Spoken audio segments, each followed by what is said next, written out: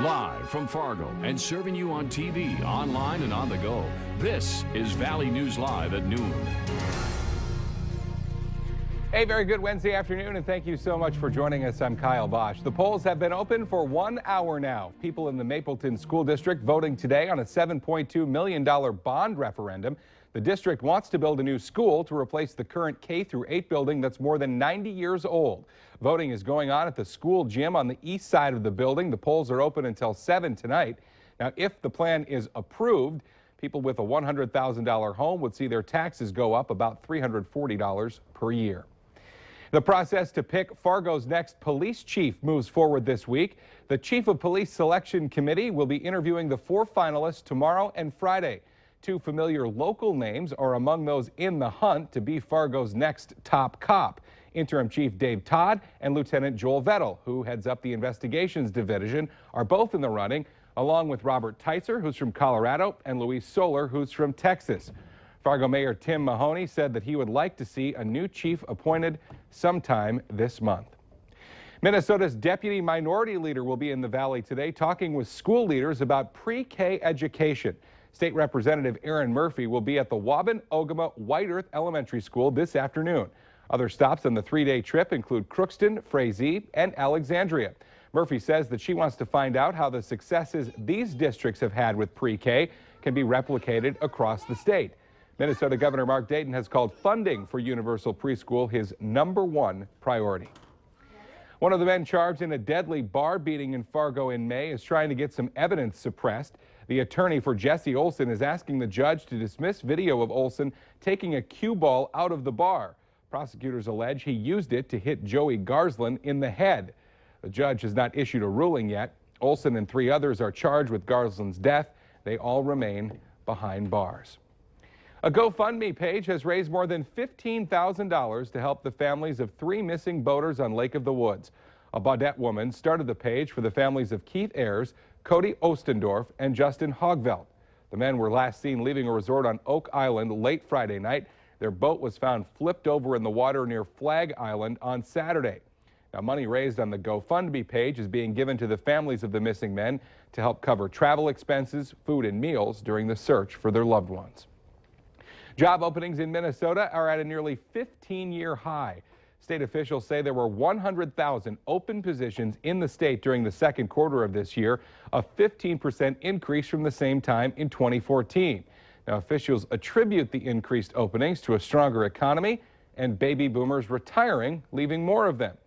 UPS alone is looking to hire 1,400 seasonal workers in Minnesota.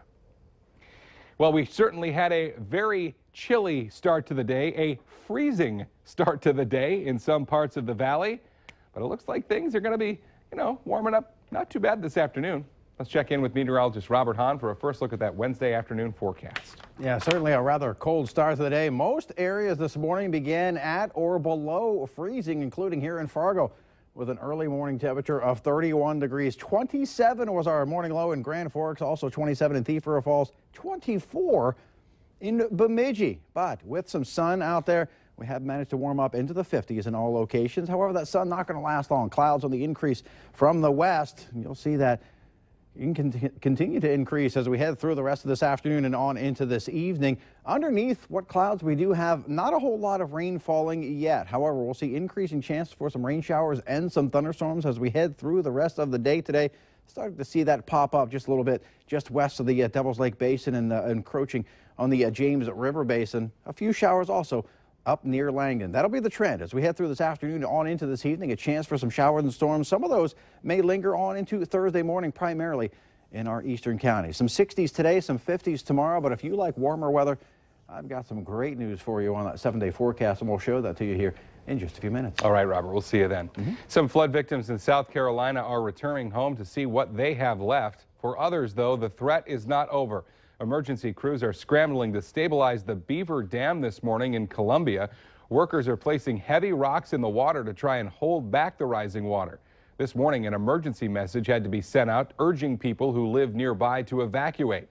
Rescue crews are also searching for 2 people missing after their pickup drove into floodwater this morning. So far, the storm has been blamed for at least 17 deaths. In today's Money Watch, Volkswagen will recall vehicles that cheated on emission standards test.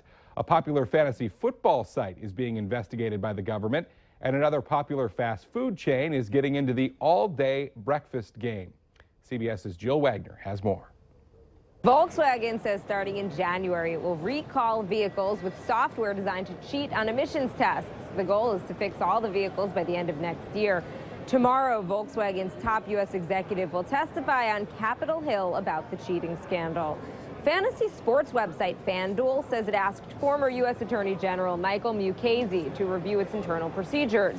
The company's been under scrutiny after reports that employees at FanDuel and DraftKings placed bets and made lots of money using inside information not available to the public. Both companies say they've banned their workers from playing the fantasy games. Dunkin' Donuts' response to McDonald's all-day breakfast rollout?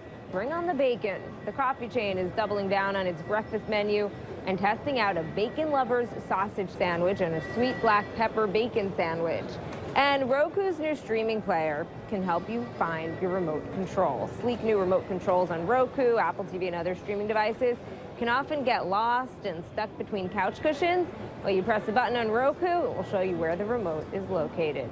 And that's your CBS Money Watch report. For more, follow me on Twitter at Jill Wagner, CBS. At the New York Stock Exchange, I'm Jill Wagner. Now, other new features of the new Roku 4 player, the ability to play ultra high def 4K video and operate an updated operating system and mobile app. Coming up later on the news at noon, we all know that craft beers are as popular as ever, but some of them have such high demand, people will stand in line for hours just to get a sip. Next here at noon, though, meteorologist Robert Hahn is back in with weather to plan your Wednesday. You're watching Valley News Live on TV, online, and on the go. Always on, wherever you are, whenever you need to know. Valley News Live.